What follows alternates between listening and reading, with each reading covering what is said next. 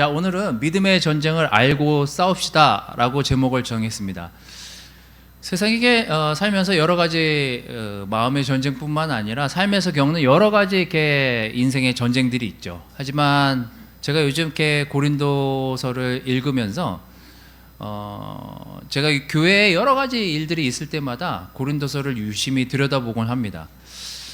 그때 당시에도 우리 지금에 있는 교회 안에서 있었던 많은 전쟁들을, 이 싸움들, 또 논쟁들을 보게 되는데, 그때마다 저는 이제 고린도 전 후서로 돌아가서 가장 그 당시에 취약했던, 또 그 당시에 그 취약함들을 그 초대교회는 어떻게 극복을 할 수 있었고, 어떻게 바라보고 그 싸움들을 슬기롭게 극복해 나갔을까, 이런 생각들을 좀 많이 해보게 됐습니다.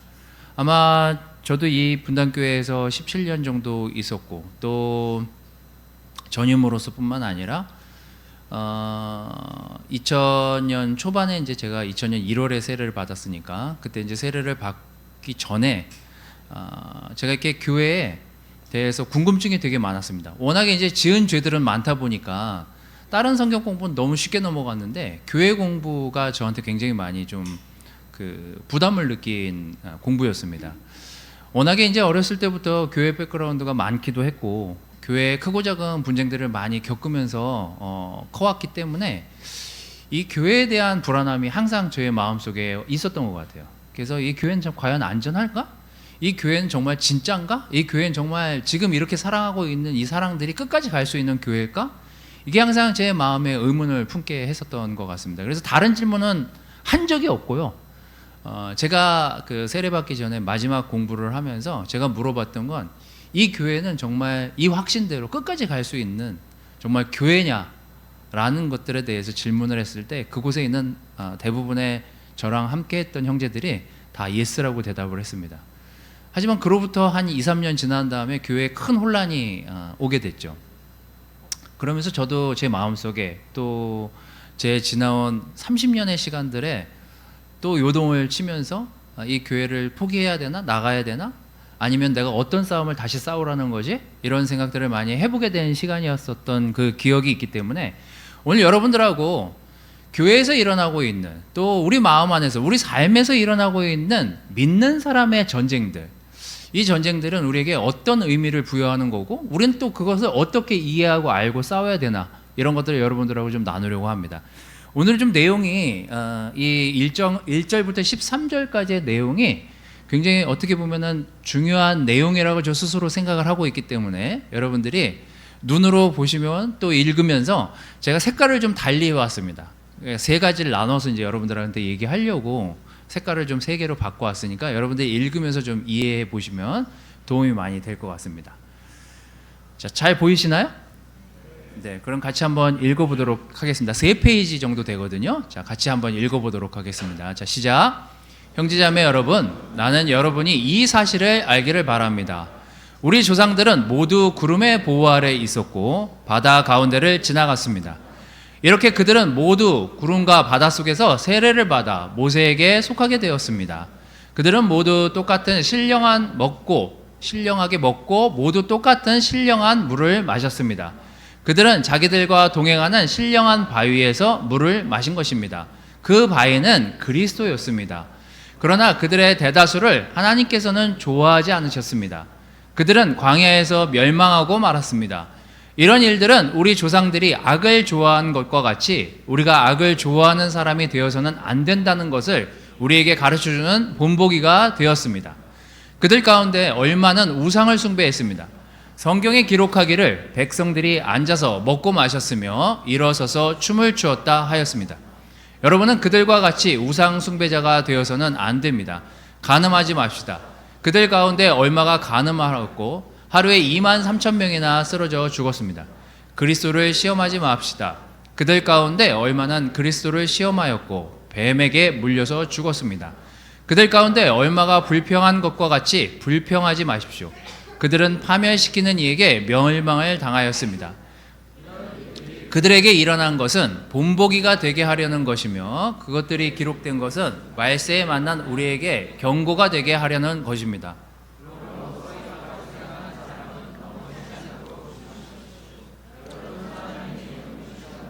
다른 시련을 당한 적이 없습니다. 하나님은 신실하십니다. 여러분이 감당할 수 있는 능력 이상으로 하나님은 허락하지 않으십니다. 하나님께서는 시련과 함께 그것을 길도 마련해 주셔서 여러분이 그 시련을 견뎌낼 수 있게 해 주십니다. 이게 이제 바울이 구약의 사건을 거론하면서 고린도 교회에 자, 여러분들이 어떤 시각으로 지금 교회 안에서 일어나고 있는 많은 일들, 또 여러분 스스로가 이 교회 안에서 믿음을 갖게 되면서 겪는 이 많은 일들을 어떤 시각과 어떤 마음의 태도로 바라보고 이 싸움을 해나가는 것이 지혜로울까, 이런 이야기를 지금 하려고 하고 있습니다. 자, 그러면 바울은 교회의 모습을 모세의 있었던 출애굽에서 있었던 그 일들을 거론하면서 이 얘기를 하는데, 이 얘기는 여러분들이 보시기에 출애굽의 어떤 사건일까요? 네, 뭘 바울이 해석한 걸까요? 애굽에서 나와서 홍해를 건넌 일을 모세는 설명을 해요. 성경을 제일 안전하게 해석하는 방법이 뭘까요? 성경으로 해석하면 되잖아요. 성경이 근데 이 출애굽기에서 이 홍해를 건넌 일을 왜 모세는 이렇게 기록을 했지라고 우리가 의문을 품을 때, 그것에 대해서 우리가 그 당시 살던 사람이 아닌데 그럼 그 해석을 누가 했냐라고 했을 때, 성경에서 그 해석을 보면 이 사람들은 그 홍해를 건넌 사건을 이렇게 해석했구나. 그걸 이제 성경에서 보면 되잖아요. 바울이 홍해를 건넌 사건을 어떻게 묘사했습니까? 아까 여러분들이 읽은 내용에 나오는데, 네, 맞아요. 세례로 표현을 해요. 잘 보세요. 형제자매 여러분, 나는 여러분이 이 사실을 알길 바란대요. 우리 조상들은 모두 구름의 보호 아래 있었고 바다 가운데를 지나갔습니다. 이렇게 그들은 모두 구름과 바다 속에서 뭐라고요? 세례를 받아 모세에게 속하게 됐대요. 바울은 구약의 그 홍해를 건넌 사건을 어떻게 이해했냐면, 그게 바로 첫 번째 이스라엘 백성에게 모두 다 하나님이 세례를 준 것과 같다라고 바울은 해석하고 있습니다.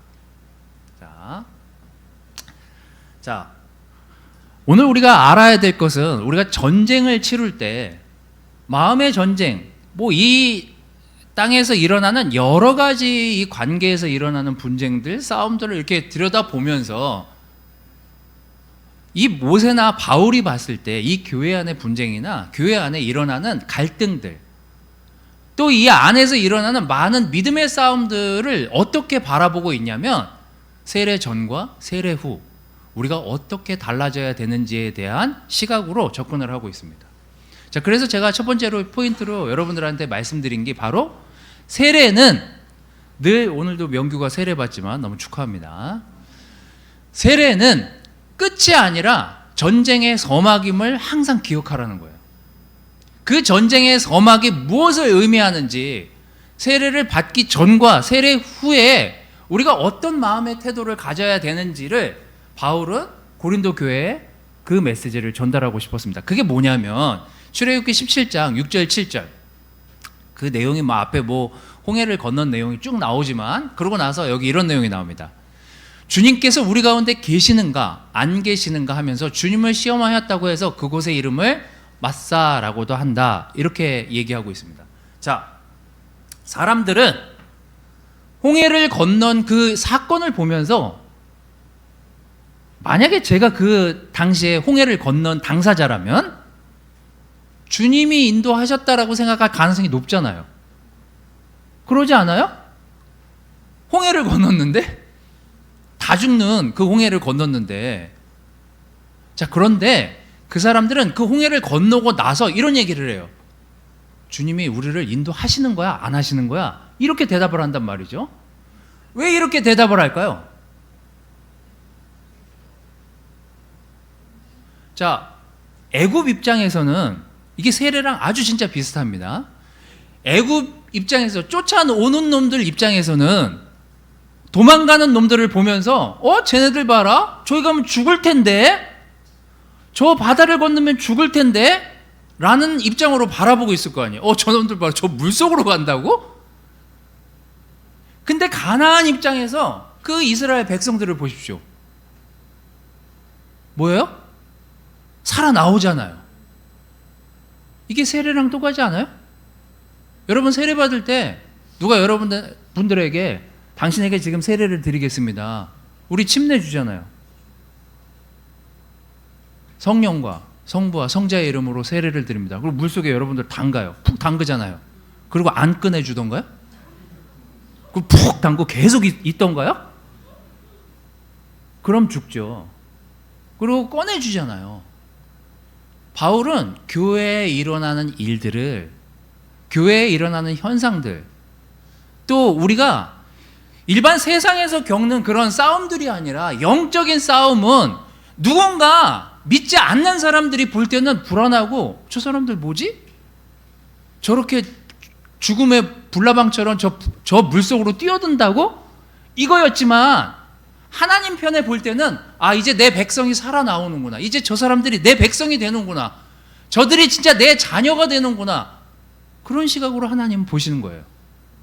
바울은 교회에 일어나는, 또 이 안에 일어나는 우리의 영적인 싸움들이 세상 싸움과 다르다는 것을 가르치고 싶어요. 그게 뭐냐면 우리가 세상에서 하지 않을 걱정, 우리가 세상에서 다루지 않을 싸움들을 싸울 준비를 하면서 세례를 받잖아요. 여러분 세상 사람들과 똑같습니까? 여러분 세상 사람들과 같은 뷰로 이 세상을 바라보나요? 우리는 한 단계 필터를 더 하잖아요. 하나님이 지금 이걸 어떻게 보길 원하실까? 하나님이 이 상황을 우리에게 왜 허락하셨을까? 하나님이 지금의 이 상황을 우리가 어떻게 지혜롭게 살아나가기를 바라실까까지 생각하는 게 믿는 사람의 싸움이잖아요. 하나님은 우리가 그렇게 이 믿음의 싸움을 싸우기를 바라세요. 어떤 일은 우리가 볼 때 자명하게 보이는 잘못된 부분과 골치 아픈 부분으로 보이지만 하나님 입장에서 볼 때는 이거는 너희들을 살아나게 하기 위한 나만의 방법이다. 그래서 여러분, 우리에게 일어나는 영적인 싸움들은 우리가 세례받기 전에는 생각해 보지도 않을 싸움을 우린 지금 싸우고 있는 거예요. 차원이 다른 싸움을 싸우고 있기 때문에 우리가 좀 더 다른 시각으로 볼 필요가 있는데, 그 첫 번째가 세례는 곧 전쟁의 서막임을 우리가 항상 기억하라는 것. 자, 신명기 25장 17절 19절 말씀은, 자, 홍해를 건넜어요. 왜 이 사람들이 우리를 구원해 주신 게 맞는지 안 맞는지 갈등했던 이유가 신명기 25장에 나옵니다. 제 사진은 좀 이렇게 없애주시면 저 글이 쭉 나오지 않을까요? 네. 자, 이걸 읽어보도록 하겠습니다. 자, 시작. 당신들이 이집트에서 나오던 길에 아말렉 사람들이 당신들에게 한 일을 기억하십시오. 그들은 당신들이 피곤하고 지쳤을 때 길에서 당신들을 만나 당신들 뒤에 처진 사람들을 모조리 쳐 죽였습니다. 그들은 하나님을 두려워할 줄 모르는 자들입니다. 주 당신들의 하나님이 유산으로 주셔서 당신들로 차지하게 하시는 땅에서 주 당신들의 하나님이 당신들 사방의 적들을 물리치셔서 당신들로 안식을 누리게 하실 때 당신들은 하늘 아래에서 아말렉 사람을 흔적도 없이 없애버려야 합니다. 이것을 잊지 말아야 합니다. 라고 기록합니다. 자, 우리가 홍해를 건너기 전, 우리가 세례를 받기 전과 후를 이제 생각해 보는 거죠. 여러분의 그냥 세례 받기 전과 세례 받은 후를 생각해 보십시오. 뭐가 얼마나 확실히 달라졌습니까? 제일 달라진 게 뭐였어요? 여러분들이 세례 받기 전과 세례 받기 후에 그냥 여러분들이 생각하시기에 나는 하나님을 믿기 전과 믿기 후에, 믿은 후에 뭐가 그렇게 가장 크게 달라졌습니까? 대답하고 싶지 않아요? 희망이 생기죠. 하나님과 동행하려고 하고, 또 뭐죠? 이쪽 그룹 좀 어떻게 한번 얘기 좀 해보세요. 이렇게 뭐예요? 대답하고 싶지, 끝까지 대답하고 싶지 않으면 안 하셔도 돼요. 자, 이스라엘 백성의 입장에서 그들이 홍해를 건너지 않았다면, 세례를 받지 않았다면, 그냥 그렇게 생각해 보는 거죠. 아말렉을 안 만나도 됐잖아요. 전쟁을 치를 필요가 없었어요. 왜냐하면 애굽에서 주고 재워주고 먹여주는 거 먹고 자면 돼요. 근데 그들이 하나님이 인도하셔서 하나님을 믿고 홍해를 건넙니다. 세례를 받아요. 하나님이 함께 하실 거라고 생각하고 세례를 받습니다. 그렇다고 그 전과 내가 그렇게 급박하게 변하던가요? 갑자기 세례받기 전에는 혈기가 넘쳐 흘렀어요. 저놈이 한 대 때리면 나도 한 대 치고, 저놈이 거짓말하고 세상 잘 사는 것 같으면 나도 거짓말하고 좀 세상과 타협하면서 그렇게 살고, 그게 바로 되던가요? 제가 세례받기 전에 정말 막 살았거든요. 세례받은 후에 그 막 사는 삶이 금방 없어지던가요? 누가 갑자기 엊그제 세례받기 전에 날 퍽 때렸어요. 그 저도 한 대 쳤어요. 혈기가 왕성해서. 그리고 세례 받았어요. 세례 받은 날 누가 가는데 누가 저를 퍽 때렸어요. 근데 제가 아이고 감사합니다 이러던가요? 그게 아니잖아요. 또 다른 아말렉이 우리를 기다리고 있어요. 또 다른 전쟁들이 우리를 기다리고 있고, 또 다른 근심과 정말 차원이 다른 걱정들이 우리를 기다리고 있잖아요. 해석의 차이일 뿐이지, 믿음의 차이일 뿐이지, 이 전쟁을 어떻게 소화해낼까에 대한 차이뿐이지 달라진 게 뭐가 있냐고요. 전쟁만 더 치르고 있는데. 여러분, 우리는 이 믿음의 싸움을 우리 안에 많은 영적인 정말 성숙해지는 과정의 싸움을 싸워가고 있는 거예요. 몇 년? 평생을. 하나님을 만나는 그 순간까지 이 싸움을 싸워가고 있는 거예요. 그래서 우리는 야, 진짜 오만 일들을 내가 다 보는구나, 오만 싸움을 다 보는구나. 하나님이 그 싸움을 왜 보게 하실까요? 하나님을 두려워할 줄 모르는 사람과 하나님을 두려워하는 사람의 차이가 무엇인지, 하나님을 믿는 사람과 믿지 않는 사람의 차이가 무엇인지, 우리가 그 과정들을 지나가면서 성숙해지는 어떤 사람들을 보게 되는 거 아닐까요? 그래서 여러분, 세례는 전쟁의 끝이 아니라 새로운 전쟁의, 영적 전쟁의 시작임을 기억하시면서, 우리가 세례를 받은 지 20년이 됐든 30년이 됐든 50년이 되든 죽기 전까지 한 80년이 되든 모든 문제와 전쟁은 끊임없이 일어나겠지만 우리가 성숙해지는 과정의 싸움임을 기억하시기를 바라겠습니다. 두 번째는, 이게 세상에선 이 정도까지? 라고 생각할지 모르겠지만 여러분 안에 있는 그 아말렉, 죄의 싸움은 계속해서 해갈 수밖에 없는 게 저희들이에요. 자, 아까 그 색깔 바꿔서 그 내용에 이런 내용이 나옵니다. 그들의 대다수를 하나님께서는 좋아하지 않으셨습니다. 그들은 광야에서 멸망하고 말았습니다. 이런 일들은 우리 조상들이 악을 좋아한 것과 같이 우리가 악을 좋아하는 사람이 되어서는 안 된다는 것을 우리에게 가르쳐주는 본보기가 되었습니다. 자,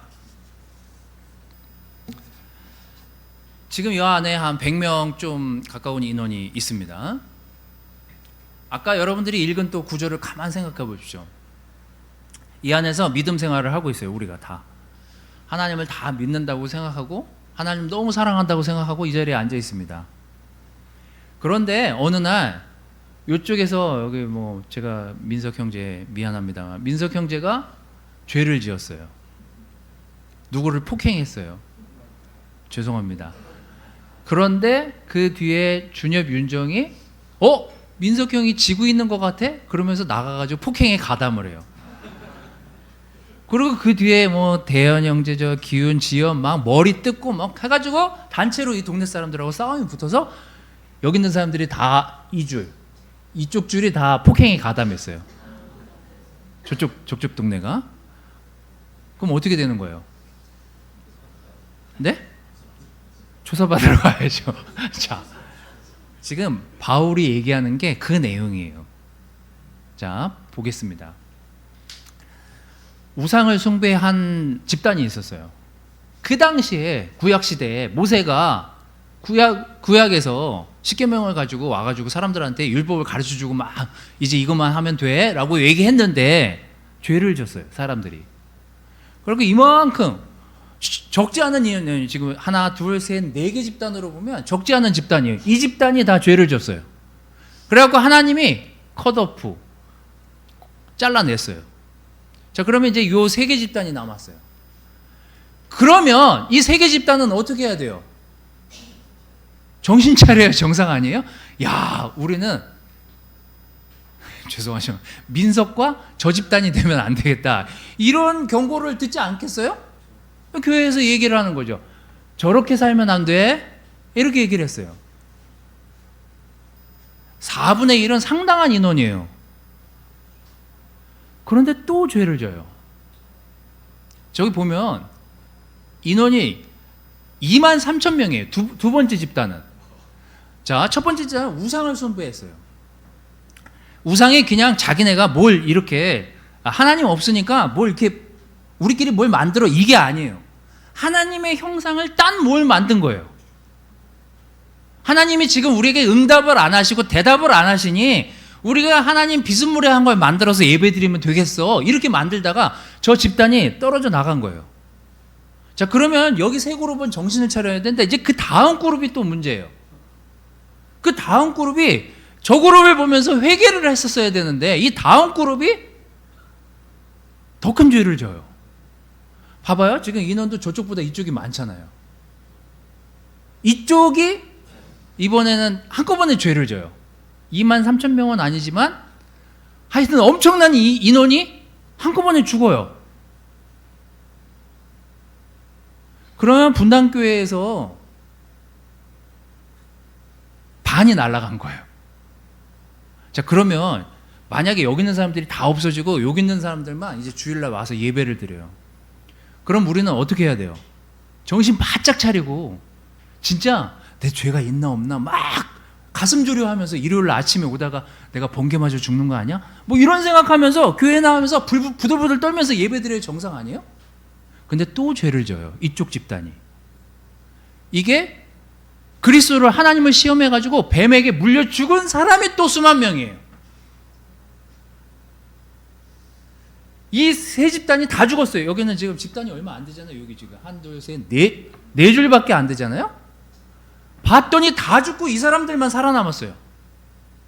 그래서 여기 한 10 몇 명 되는 집단이 이렇게 모여서 예배를 드리는 거예요. 야, 진짜 우리는 그렇게 살지 말자. 근데 불평하다가 다 죽어요. 그래서 전멸. 교회 나온 사람이 제로. 이렇게 된 거예요. 뭐예요? 율법은 우리에게 죄라는 것이 무엇인지 가르쳐 줄 수는 있지만 은혜를 가르쳐 주지는 못한다. 우리가 해야 될 일은 끊임없이 죄를 짓고 죄를 짓고 죄를 짓고 죄를 짓지만 다시 어떻게 하나님한테 돌아와서 회개하고 엎드려서 내가 이거밖에 안 되는구나, 내 능력이 여기밖에 미치지 못하는구나, 내 죄성이 나를 이렇게나 하나님께 가지 못하게 만드는구나, 그걸 깨닫는 순간 그것이 우리의 힘과 노력이 아니라 하나님의 은혜 때문에 우리가 이 죄를 극복할 수 있고 이겨낼 수 있고 다시 하나님한테 나아올 수 있구나. 그게 세례의 의미잖아요. 그게 회개의 의미고 그게 돌이킴의 의미잖아요. 우리가 해야 될 작업은 죄를 짓고 죄를 짓고 죄를 짓고 죄를, 내가 쟤처럼 살지 말아야지가 아니라 나도 쟤처럼 살았었는데, 나도 저 죄 가운데 있었는데, 그럼에도 불구하고 하나님이 내가 다시 그 죄를 고백하고 하나님께 나아오길 원하시는구나, 거기까지 해석, 그렇게까지 가야 우리는 그 죄에서 벗어날 수 있다라는 것, 그걸 알게 되는 거죠. 이게 나는 끊임없이 이 죄에서 벗어날 수가 없구나. 내가 정말 이런 사람이었구나. 이 정도밖에 안 되는 개차반의 사람이었구나. 이거를 내 스스로 돌이키고 다시 하나님께 나아가는 능력. 이게 바로 내가 계속해서 죄를 짓지만 그것을 계속해서 해결해 나가려고 하고 계속해서 하나님께 나아가려고 하고 하나님께서 우리를 다시 인도해 주시고 끄집어내 주실 것이라는 그 믿음으로 우리가 이 싸움을 계속해 나가야 된다는 것. 그게 바울이 고린도 교회를 보면서 전하고 싶은 또 다른 메시지였습니다. 자, 세 번째는 하나님은 우리와 끝까지 함께 하신다는 거예요. 그러면서 바울이 이렇게 얘기합니다. 그러므로 서 있다고 생각하는 사람은 넘어지지 않도록 조심하라고요. 저 그룹이 날아간 걸 보면서 이 나머지 세 그룹이 그래, 쟤네들은 넘어질만 했어, 그러면서 교만해지지 말라는 거예요. 여러분은 사람이 흔히 겪는 시련밖에 다른 시련을 당한 적이 없습니다. 하나님은 신실하십니다. 여러분이 감당할 수 있는 능력 이상으로 시련을 겪는 것을 하나님은 허락하지 않으십니다. 하나님께서는 시련과 함께 그것을 벗어날 길도 마련해 주셔서 여러분이 그 시련을 견디어낼 수 있게 해 주십니다. 아까 제가 서두에 말씀드렸지만 저는 성경 공부를 정말 순식간에 했어요. 왜냐하면 제 자신이 너무나 죄인인 상태로 긴 시간을 지내왔다는 걸 스스로 알았기 때문이기도 하고, 더 이상 성경을 펴고 얘기하는데 변명할 여지가 없었어요. 모든 것들이 정말 일사천리로 공부가 진행이 됐습니다. 그런데 마지막에 교회 공부에서 걸렸어요. 그건 무엇이었냐면 이 교회는 완전한가에 대한 이슈였어요. 완벽한가에 대한 이슈였어요. 정말 이 교회는 다시 내가 과거에 많은 어렸을 때부터 교회에서 겪었던 그 많은 상처들을 정말 건강하게 극복해낼 수 있는 그런 교회였을까? 그런 교회가 될 수 있을까? 거기에 물음표가 붙었었어요. 많은 형제들이 거기에 건강하게 해결할 수 있다라는 답을 줬고 거기에 안정감을 얻고 세례를 받았죠. 그리고 한 3년 만에 교회에 어떤 사건들이 터지고 교회 이슈들이 터지면서 교회가 풍지박산 나는 그런 모습들을, 풍지박산 날 것만 같은 그런 모습들을 봤습니다. 그리고 그때 저는 무슨 생각을 했겠어요? 똑같네. 교회가 똑같구나. 그리고 교회를 나갈까 말까를 고민하기 시작합니다. 그렇게 2, 3년이 지나갔어요. 여러분만 그런 고민을 한 게 아니에요. 왜냐하면 제 커리어도 교회가 앗아 갔다는 생각이 들었고, 제 젊음도 교회가 앗아 갔다는 생각이 들었고, 거기다 전임까지 된 마당에 여러 가지 생각이 들었어요. 속았다. 그때 성경 공부 가르쳐 줬던 그 형제들한테 그렇게 확신 있게 얘기하더니 거 봐라. 그 사람들을 색출해내가지고 왜 거짓말했어? 멱살을 잡고 뒤흔들고 싶은 마음도 있었어요. 그러나 그렇다고 내 문제가 해결됐느냐? 제가 못 지내니까 제가 교회를 떠나야 되겠다. 갈등하고 똑같아. 세상 교회나 이 교회나 뭐가 달라? 그러는 순간 저는 어떻게 변하냐면요, 과거의 저로 돌아가기 시작하는 제 모습을 보게 됐어요. 죄를 죄로 여기지 않고 우습게 보고 다시 또 그 문제에 빠져들기 시작하고 다시 또 그 똑같은 죄에 빠져들기 시작하고 결국 똑같은 죄인으로 다시 돌아가는 제 모습을 보게 됐습니다. 그런데 하나님이 홍해를 건넌 그 백성들을, 그들은 불평했지만 하나님은 그들을 놓은 적이 없으세요. 하나님이 그들을 놨었나요? 스스로가 타락했을 뿐이지 하나님은 그들을 놓으신 적이 없어요. 그들이 불평하고 죄를 지은 건 이스라엘 민족이지 하나님이 아니에요.